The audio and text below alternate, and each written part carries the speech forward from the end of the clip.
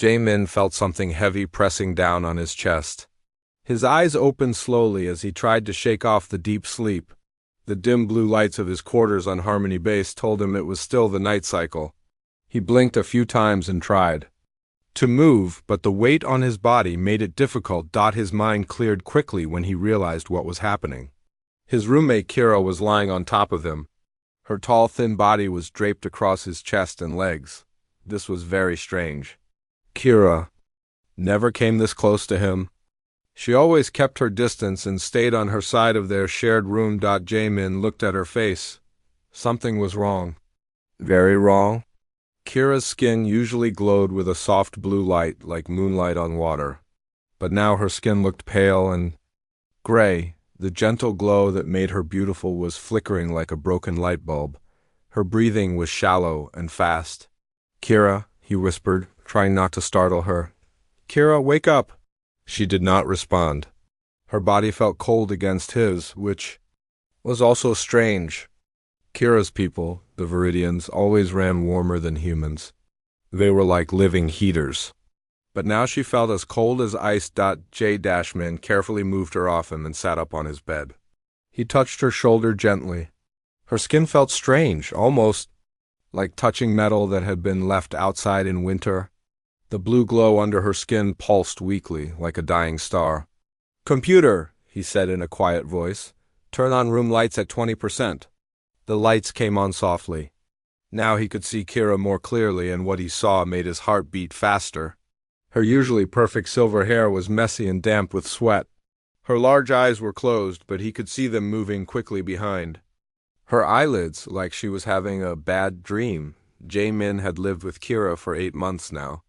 They were both part of the research team on Harmony Base, a space station where humans and aliens worked together on new technology. The station was huge, with over 3,000 people from 12 different species. Most roommates were matched by species, but sometimes they mixed different types together to help everyone get along better. At first, Jae-min had been nervous about living with an alien. He had never been this close to a non-human before coming to the station. But Kira turned out to be quiet and respectful. She spent most of her time reading or working on her research about energy patterns. She was polite but distant, always keeping their conversations short and simple, but this was different. This was not the Kira he knew. "Kira," he said again. Louder this time. "Can you hear me?" Her eyes opened suddenly, but they looked empty and confused. Usually her eyes were bright silver like mirrors. Now they looked cloudy and unfocused. She stared at him for a moment, then tried to speak. "Jae-min," she whispered, but her voice sounded wrong. It was rough and broken, not the smooth, musical voice he was used to. "Something ... something is wrong. What happened?" he asked, helping her sit up. "Are you sick?" "I do not know," she said, holding her head in her hands. "I was sleeping in my bed, then I felt pulled, like something was calling me. I needed to find warmth, safety. I needed ... She looked at him with those cloudy eyes. "I needed to find you." This made no sense to Jae-min. Kira had never shown any sign that she thought of him as safety or comfort. They were roommates, nothing more. They barely talked beyond saying good morning and good night. Suddenly, the room's communication system made a loud beeping sound. Voice came through the speakers. "All personnel report to emergency stations. This is not a drill. All personnel report to emergency stations immediately." Jae-min and Kira looked at each other. Emergency drills happen sometimes, but never in the middle of the night cycle. And the voice sounded stressed, not calm like it should during a normal drill. "Can you stand?" Jae-min asked Kira. She tried to get up but fell back down on the bed.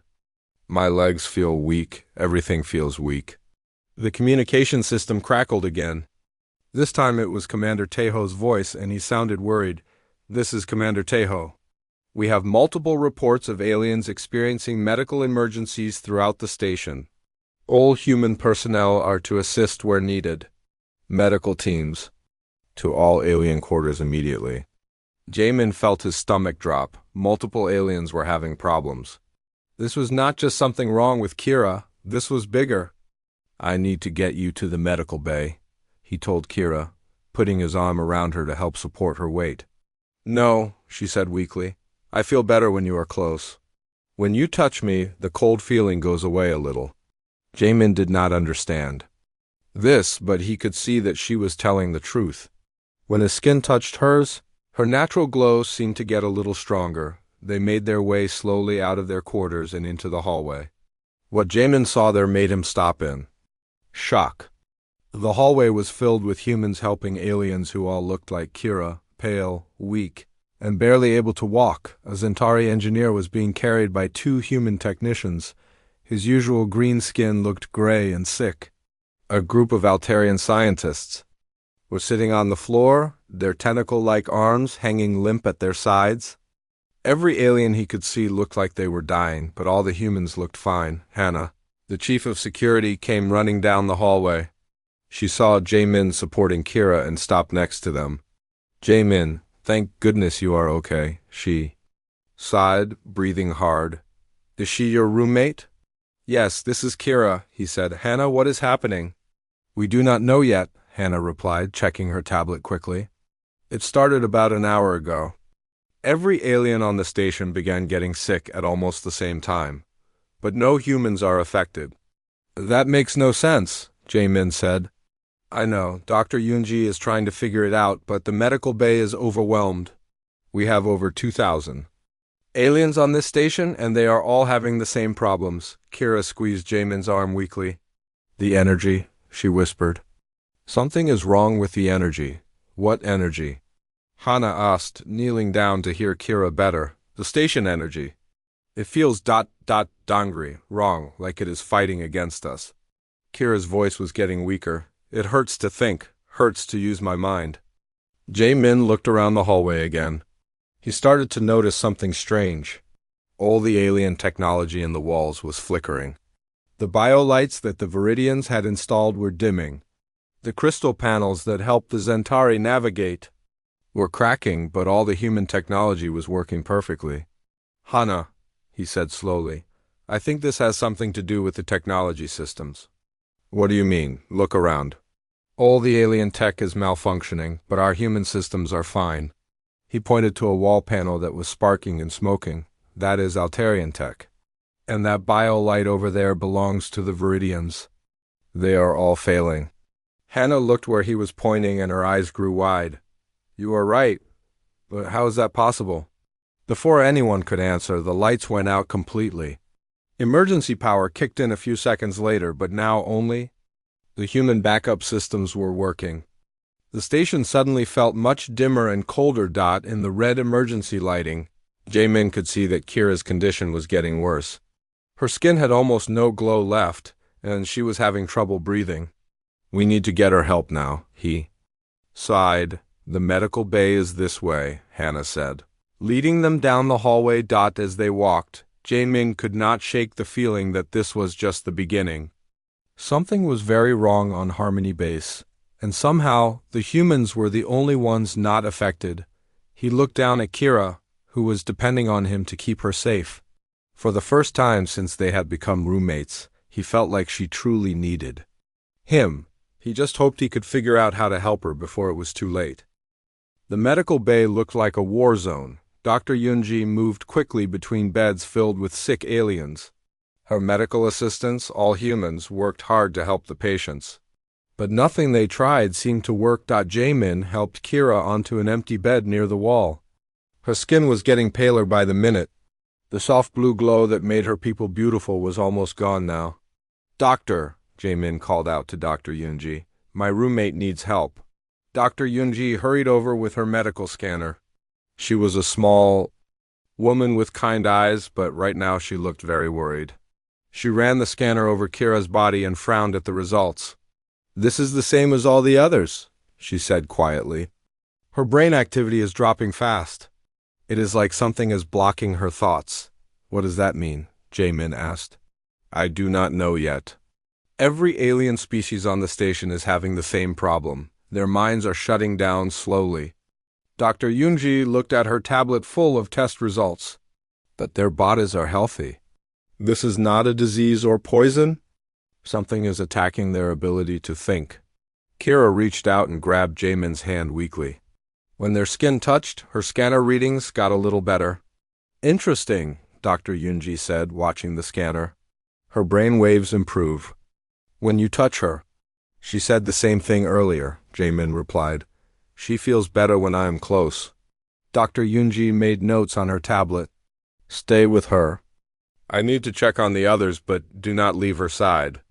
Across the medical bay, Jaemin could see aliens from many different species. The tall, green Centauri were lying very still. The small, furry Keldon were shaking like they were cold.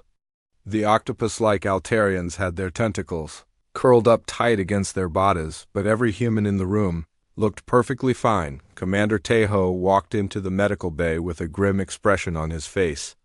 He was a big man with gray hair and scars on his hands from his military days. Right now he looked older than usual. Doctor, he said to Dr. Yunji, how bad is it? Very bad, Commander. We have over 2,000 aliens showing the same symptoms. If this continues, they could all fall into comas within hours. Commander Tejo rubbed his forehead. Any idea what is causing it? Not yet. But I have noticed something strange. The aliens get better when they are close to humans. Physical contact seems to help them the most. That makes no sense, the commander said. Hannah came running into the medical bay. Commander, we have a bigger problem. The alien sections of the station are losing power. All their technology is failing.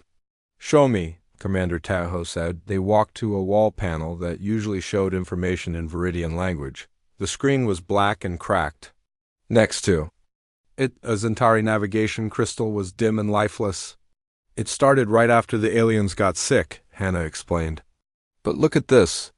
She pointed to a human computer terminal right next to the broken alien tech. Our equipment works perfectly. Jaemin listened to their conversation while holding Kira's hand. Something was bothering him about all this. He looked around the medical bay at all the broken alien technology. Then he noticed something that made him sit up straight. Commander, he called out.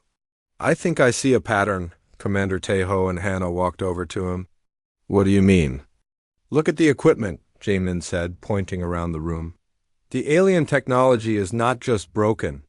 It is fighting against itself. He was right. The Viridian biolights were pulsing in angry red colors instead of their usual calm blue. The Altarian data crystals were glowing too bright and making high-pitched sounds.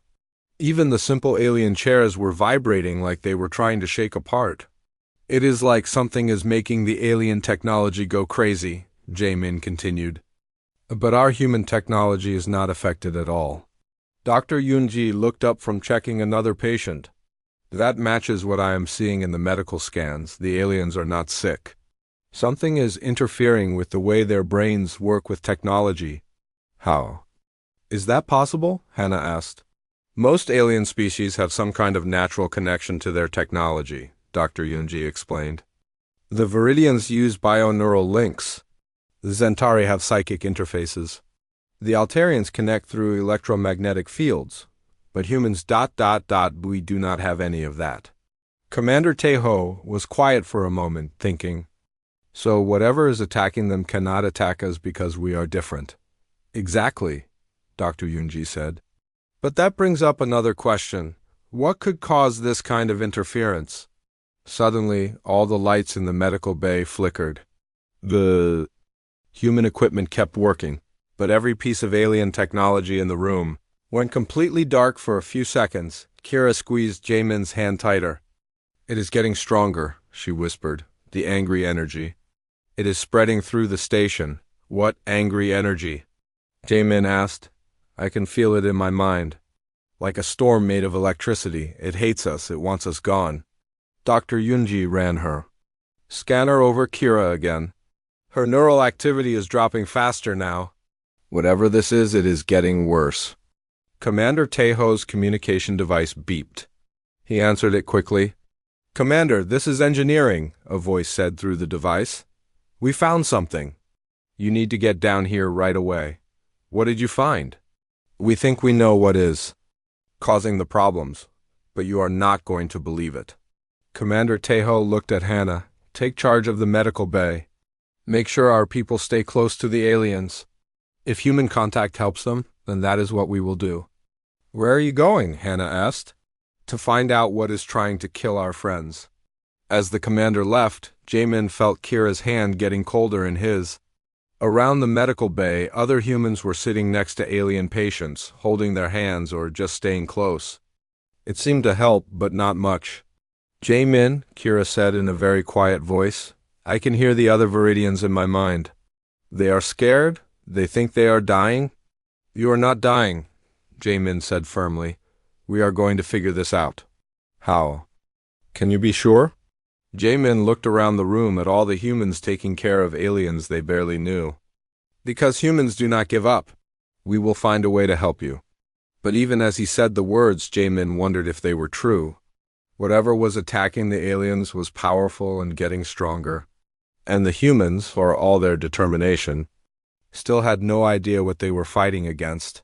The lights flickered again, longer this time. In the darkness, Jamin could hear aliens crying out in fear and pain. Time was running out. Commander Tejo hurried down to the engineering section with 2 security officers. The hallways were darker now because most of the alien lighting systems had failed. Only human emergency lights showed them the way. In engineering, chief engineer Minwoo was standing in front of a huge display screen. He looked worried and excited at the same time. Commander, thank you for coming quickly, Minwoo said. We found the source of the problem. Show me, Commander Tejo replied. Minwoo pointed to the screen, which showed a 3-dimensional map of the space around the station. 3 hours ago, our deep space sensors picked up an object approaching from the edge of the system. We thought it was just space junk, so we did not pay attention to it. But it was not space junk, the commander guessed. No, sir, it is some kind of probe. Very old, made from materials we have never seen before. And it is sending out energy waves directly at our station. The screen changed to show wave patterns that looked like ripples in water.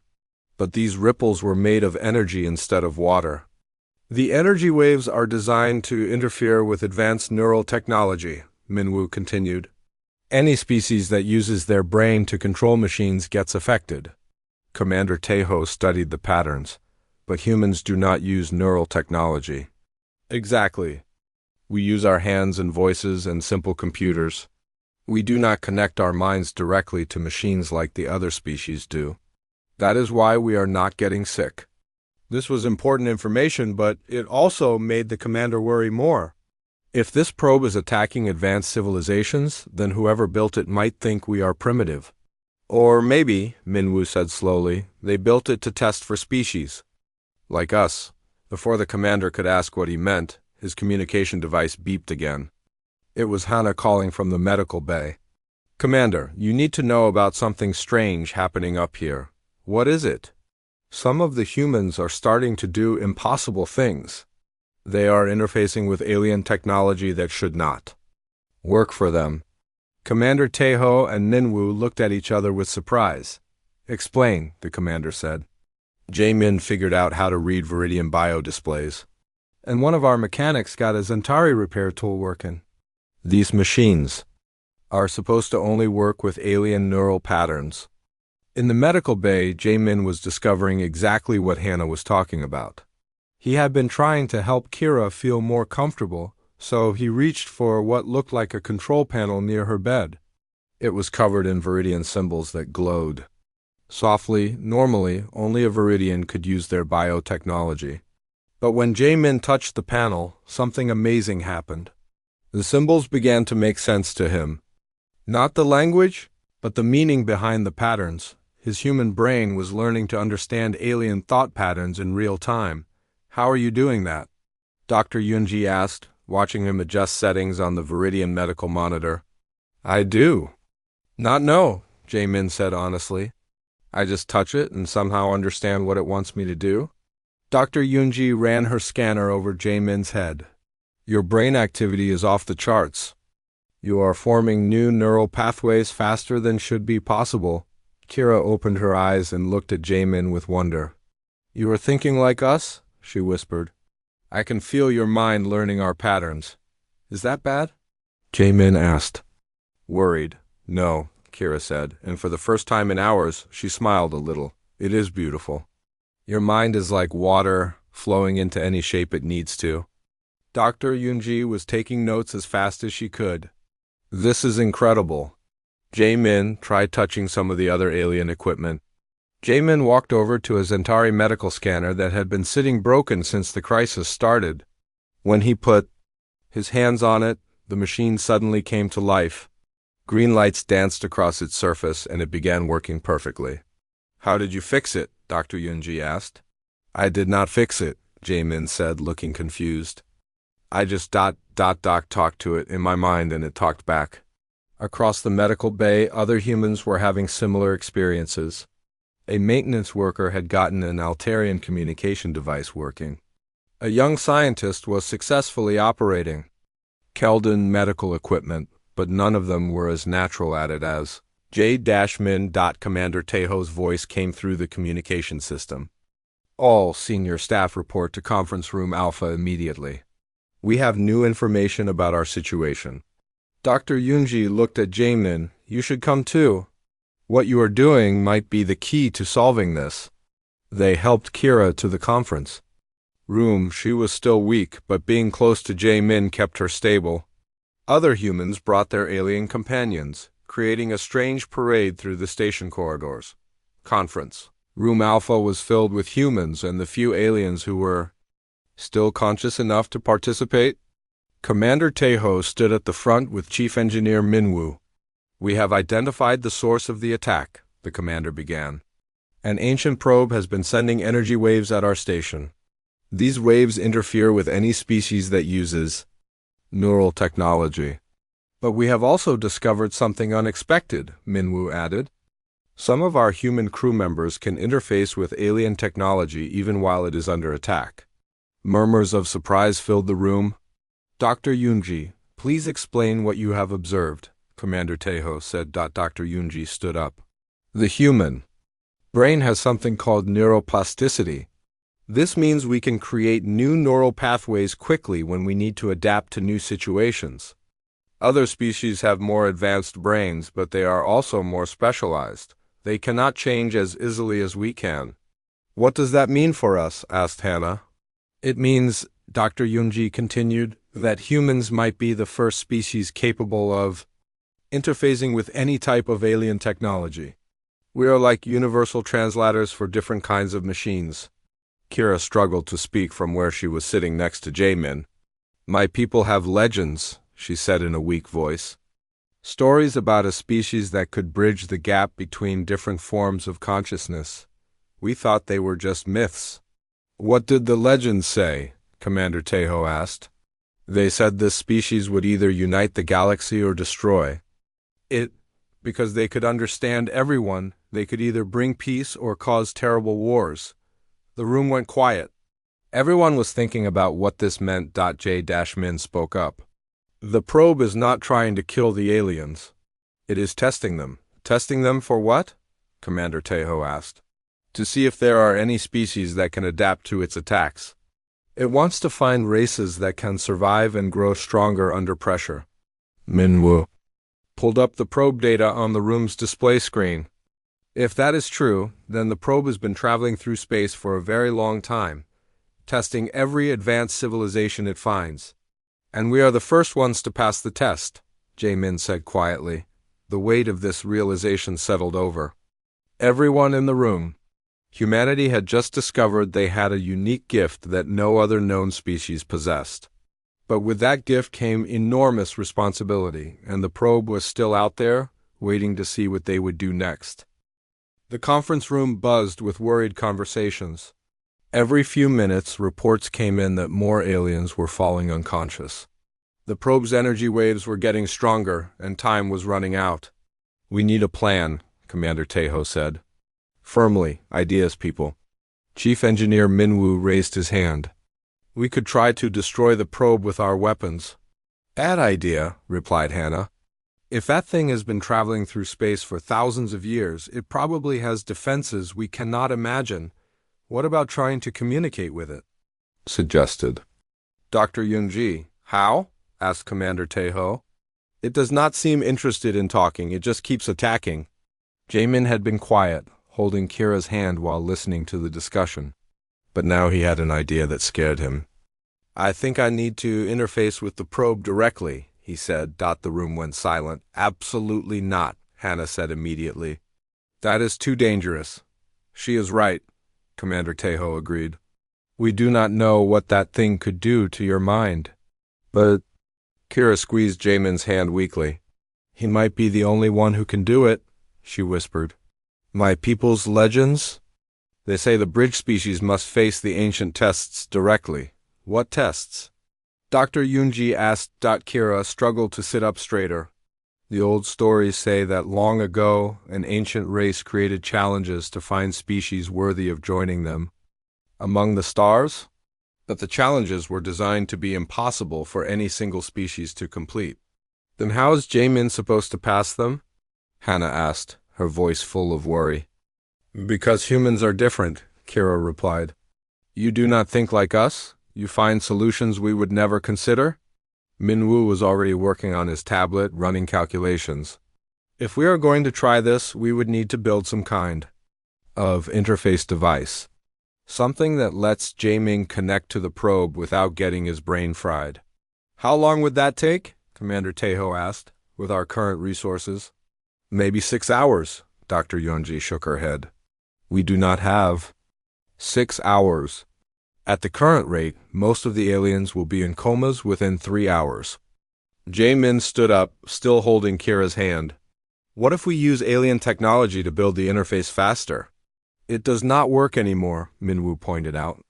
It works when I touch it, Jamin said.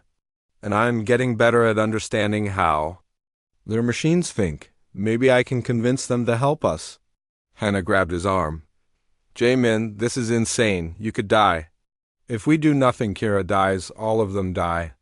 He looked around the room at the weak, pale aliens who had become their friends and colleagues.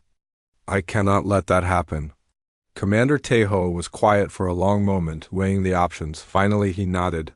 What do you need? Access to the main engineering bay. And as much alien technology as we can gather?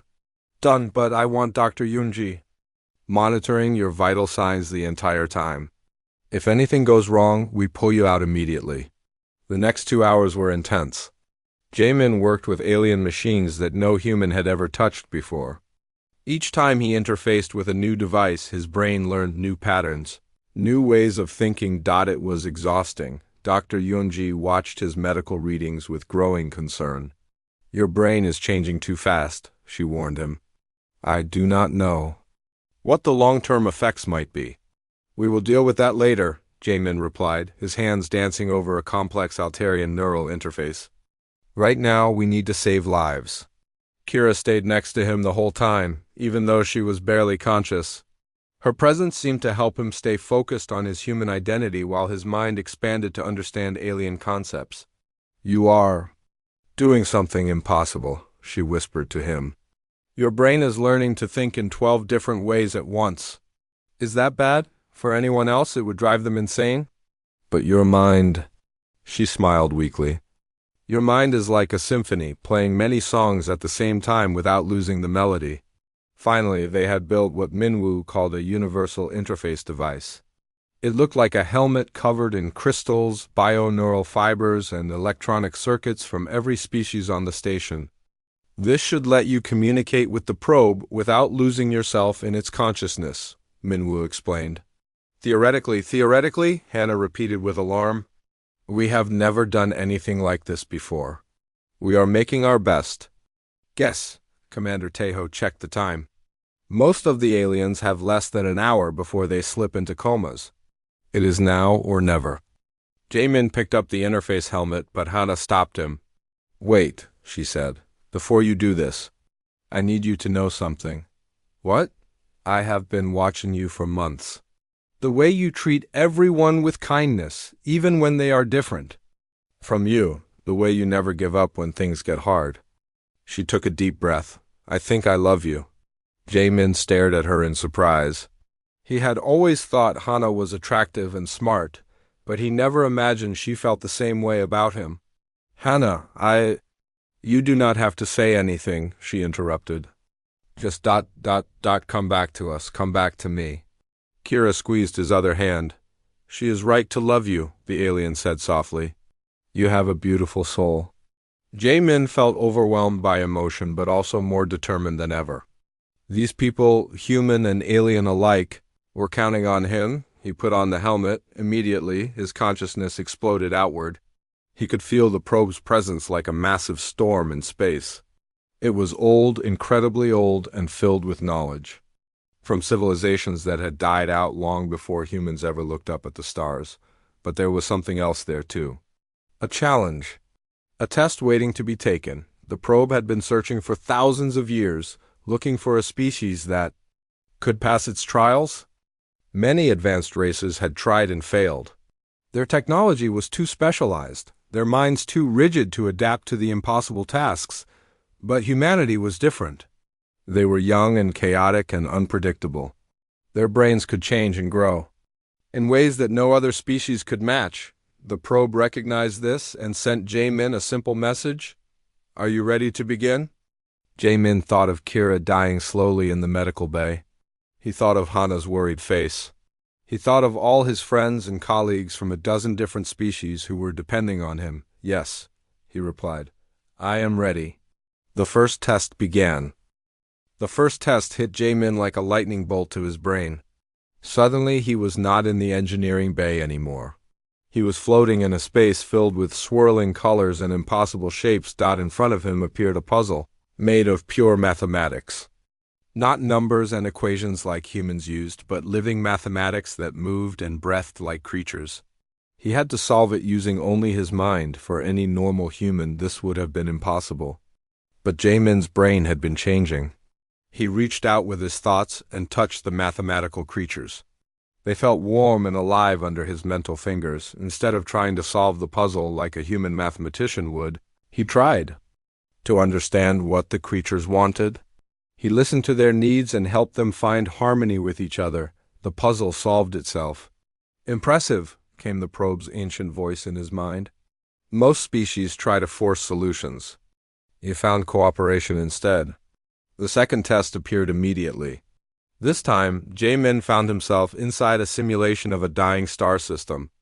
Billions of lives were at stake, and he had only minutes to save them using technology from 12 different alien species. Each species' technology worked differently. The Viridian bioships needed to be convinced to cooperate. The Zentari crystal arrays had to be aligned with mathematical precision. The Altarian quantum tunnels required understanding of multiple dimensions at once. No single species could operate all these different types of technology. But Jae-min was not limited by species thinking anymore. His human brain adapted and flowed like water, taking the shape it needed for each challenge. When he worked with Viridian bioships, he thought like a living organism. When he used Zentari crystals, he thought in pure mathematics. When he operated Altarian devices, his mind expanded into dimensions that had no names. The star system was saved. Remarkable, the probe said. You are the first to pass the cooperation test without losing your original identity. But the tests were getting harder and more dangerous. In the engineering bay, Dr. Yoongi watched Jae-min's vital signs with growing alarm. His brain activity was beyond anything she had ever seen. His heart was beating so fast, she was afraid it might give out. His body cannot take much more of this, she warned Commander Tae-Ho. Kira, lying weakly next to the interface device, reached out and touched Jae-min's hand. He is still there, she whispered. I can feel his human thoughts, even while his mind explores impossible places. How is that possible? Hannah asked. Because he refuses to let go of who he is, Kira replied. He carries all of us with him in his heart. The third test was the cruelest yet. The probe showed Jae-min the memories of 1,000 dead civilizations. Species that had tried to take this test and failed. He felt their despair as their minds broke under the pressure of thinking in ways they were not designed for. This is what happens to those who are not ready, the probe explained. Their consciousness dissolves into chaos. Are you strong enough to continue? Jae-min almost said no. The weight of all that death and failure pressed down on him like a mountain. But then he thought of something important. Those species failed because they tried to change who they were, he told the probe. I am not changing, I am growing. Explain the difference. When a tree grows, it does not stop being a tree. It just becomes a bigger tree with more branches. My mind is growing. New branches, but my roots are still human. The probe was silent for a long moment. Then, show me. The fourth test began. This time, J-Men had to navigate a maze made of pure consciousness. The walls were built from alien thoughts so foreign that touching them could drive a person insane, but J-Men had learned something important from watching humans and aliens. Work together on harmony base. Different did not mean wrong. It just meant different. Instead of fighting the alien thoughts, he embraced them. He let Viridian poetry flow through his mind while keeping his human love of storytelling. He accepted Zentari logic while holding on to human intuition. He experienced Altarian multidimensional perception. While remembering what it felt like to see a simple human sunset the maze could not trap. Someone who appreciated all forms of consciousness, he passed through it like it was not even there. Unprecedented, the probe said, and for the first time it sounded surprised.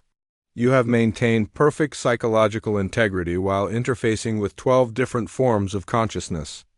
How? Because I remember who I love, J-Min replied. Kira taught me that different minds can be beautiful together. Hannah showed me that caring about others makes you stronger, not weaker.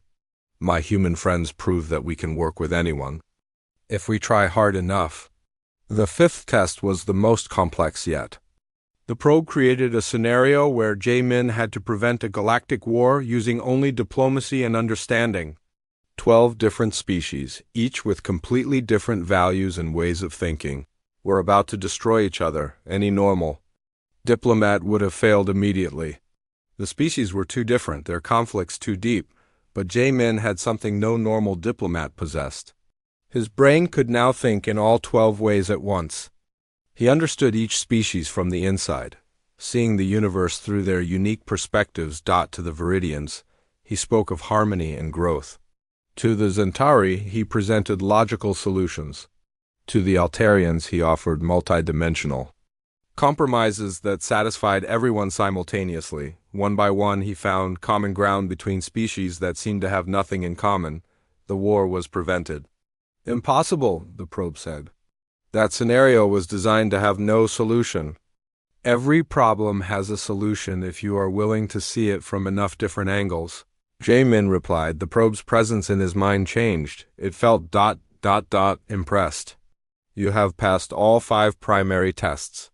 But there is one final challenge. This one will determine not just if your species is worthy, but what role you will play in the greater galaxy. What is it? You must choose. I can offer your species great power and knowledge. You could become the rulers of this galaxy using your unique abilities to control other civilizations or ... Or what? You can choose to be bridges instead of rulers, to help different species understand each other rather than dominating them. But this path is harder and more dangerous. J-Min did not need to think about it for even a second. We choose to be bridges, he said firmly. Humans are not perfect, but we are good at making friends. That is what the galaxy needs. Not more rulers, but more friendship. The probe's ancient presence seemed to smile in his mind. Then you have passed the final test. Welcome to the galactic community, young bridge builders. The energy waves attacking the station suddenly stopped. In the engineering bay, J-Min's eyes opened for the first time in hours. The interface helmet fell from his head as he sat up slowly. Did it work? He asked weakly. Kira sat up too, her blue glow returning to her skin. Around the station, aliens were waking up as their technology came back online. It worked, she said, smiling at him with wonder and gratitude. But J-Min knew this was just the beginning. The galaxy was much bigger and more complex than anyone on Harmony Base had imagined. And somehow, humanity had just volunteered to help everyone in it get along. He hoped they were ready for what came next. 3 days after the probe incident, Harmony Base looked completely different. Aliens who had been dying were now healthier than ever. The station buzzed with excitement and activity as everyone worked together to understand what had happened. J-Min sat in the observation deck with Kira, watching the ancient probe through the station's telescopes. It had moved closer and was no longer sending out dangerous energy waves. Instead, it was transmitting information, vast amounts of data about the galaxy and its many civilizations. "How do you feel?" Kira asked him. Her blue glow was brighter now than it had ever been before. "Different," J-Min admitted. "I can still interface with alien technology easily. Sometimes I catch myself thinking in Viridian or Zentari without realizing it. Are you worried about the changes?" J-Min considered this a little. "But mostly I feel ... expanded, like I understand more about the universe now." Dr. Yunji approached them with a tablet full of test results. "J-Min, your brain scans are fascinating. You have developed new neural pathways that should not be possible, but instead of replacing your human thinking patterns, they exist alongside them." "What does that mean?" he asked. "It means you are still completely human, you just have extra abilities now." She showed him the brain scan images. "Think of it like learning new languages. You can speak Korean, English, and now 12 different forms of alien consciousness, but you are still you." Commander Tejo walked onto the observation deck with an official-looking document in his hand. "J-Min, I have some interesting news." "What kind of news?" "The probe has been broadcasting information about you and humanity to governments across the galaxy. We have received formal contact requests from over 50 different civilizations." J-Min felt overwhelmed. 50 civilizations want to talk to us? "Not just talk," Commander Tejo continued. "They want to hire human diplomats and mediators. Apparently, there are a lot of conflicts in the galaxy that could use our unique problem-solving abilities." Hannah joined them, carrying 2 cups of coffee. She handed one to J-Min and sat next to him. "Are you ready to become a galactic diplomat?" "I do not know," J-Min said honestly. "This is all happening so fast." Kira took his hand gently. "My people have been studying the probe's data transmissions. We learned something important about the ancient race that built it." "What did you learn?" "They were called the Builders. Millions of years ago, they traveled through the galaxy helping different species learn to work together. But eventually they grew old and tired. Before they disappeared, they created the probes to find a successor species." "And they chose us?" J-Min asked. "Not exactly chose. The probes were designed to test every species they encountered. Humans are the first to pass all the tests." This news made J-Min feel both proud and scared. What happened to all the other species that failed? "They were not harmed," Kira assured him. "The Builders believed every species had value. The probes only tested for one specific ability, the capacity to bridge different forms of consciousness." Dr. Yunji pulled up more data on her tablet. "The probe has given us access to something called the Galactic Communication Network. It is like an internet that connects thousands of civilizations across the galaxy." "Have you looked at it yet?" Hannah asked. "A little. There are species out there we never imagined. Some are made of pure energy. Others exist in dimensions we cannot even perceive. And they all have problems communicating with each other." Commander Tejo showed them the official document he was carrying. "Earth government has asked me to offer you a new position, J-Min. They want you to become humanity's first interspecies ambassador." "What would that mean?" "You would travel to different worlds, helping solve conflicts and building relationships between species. Kira has volunteered to be your partner and cultural advisor." J-Min looked at Kira with surprise. "You want to work with me?" "My people believe this is our destiny," she replied. "The Viridians were meant to help the bridge species fulfill their role. Besides," she smiled, "we work well together." Hannah squeezed J-Min's other hand. "I have been offered a position too. Head of security for the new diplomatic corps. If you take the job, I would be protecting you during your missions." "And if I do not take it?" Commander Tejo sat down across from them. "Then someone else will have to do it." But the probe specifically identified you as having the strongest bridging abilities it has ever encountered. You saved this entire station. You could save entire civilizations. Jamin stood up and walked to the observation window. Outside, he could see the ancient probe waiting patiently. It had traveled across the galaxy for millions of years, searching for someone like him. The responsibility felt enormous. What if I make mistakes? He asked. What if I cause more problems than I solve? Kira stood and joined him at the window. Do you remember what you told the probe during your test? That humans are good at making friends? Yes, that is all you need to do. Make friends. Help people understand each other. The rest will follow naturally. Dr. Yunji looked up from her tablet. Jamin, I have been monitoring your neural patterns since the interface. Your brain is still adapting and growing. I think your abilities will continue to develop as you encounter new species. Is that safe? As safe as any exploration into unknown territory can be. But you have something protecting you that the failed species did not have. What? You remember who you love? That keeps you anchored to your humanity no matter how far your mind expands. Hannah stood up and put her arm around Jamin's shoulders. You do not have to decide right now. Take time to think about it. But Jamin was already thinking about all the species in the galaxy who could not understand each other. Conflicts that might turn into wars. Civilizations that might destroy each other because they could not communicate. He thought about Kira, weak, and dying because of an ancient test. He thought about all the aliens on the station who had suffered while humans remained unaffected. The galaxy was full of misunderstandings waiting to be solved. I will do it, he said quietly. Are you sure? Commander Tejo asked. Humans have always been explorers. We crossed oceans and climbed mountains and reached for the stars because we were curious about what was out there. He looked around at his friends. Now we know what is out there. Thousands of species who need help understanding each other. It will be dangerous, Hannah warned. The best things usually are. Kira's glow brightened with happiness. Then we should start preparing.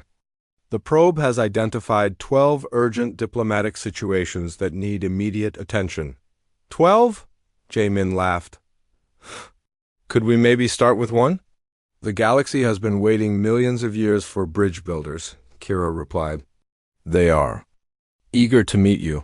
3 months later, Jamin stood on the bridge of humanity's first interstellar diplomatic ship. Through the view screen, he could see their destination, a space station where 2 warring species had agreed to meet for peace talks. Kira worked at a bio-interface console, coordinating with both species' communication systems. Hannah checked. Security protocols for the meeting. Dr. Yunji monitored Jamin's neural activity to ensure he did not overextend his abilities. Are you nervous? Hannah asked him. Terrified, Jamin admitted, but also excited. We are about to make history. Just remember, Kira said without looking up from her console, you are not trying to solve their conflict. You are helping them solve it themselves. What is the difference? One creates dependence, the other creates friendship. As their ship approached the station, Jamin felt his enhanced neural pathways activating. His mind began preparing to interface with 2 completely different forms of alien consciousness. The process was becoming more natural each time, but it still amazed him. A year ago, he had been a simple engineer sharing quarters with an alien roommate he barely talked to. Now he was humanity's ambassador to the galaxy, working with that same roommate to prevent wars and build bridges between civilizations. Incoming transmission from the station, Hannah announced. Put it through, Jamin said. 2 very different alien voices spoke simultaneously through the communication system. They were both welcoming the human diplomatic team, but Jamin could hear the suspicion and anger they felt toward each other. This is going to be interesting, he said. Kira looked at him and smiled. That is what makes it fun. Outside the view screen, the galaxy stretched endlessly in all directions. Millions of worlds, billions of species, countless opportunities for misunderstanding and conflict, but also countless opportunities for friendship and cooperation. J-Min took a deep breath and prepared to do what humans did best, make friends. With everyone they met, no matter how different they might be, the probe had been right about humanity. They were bridge-builders. And the galaxy was ready for some bridges.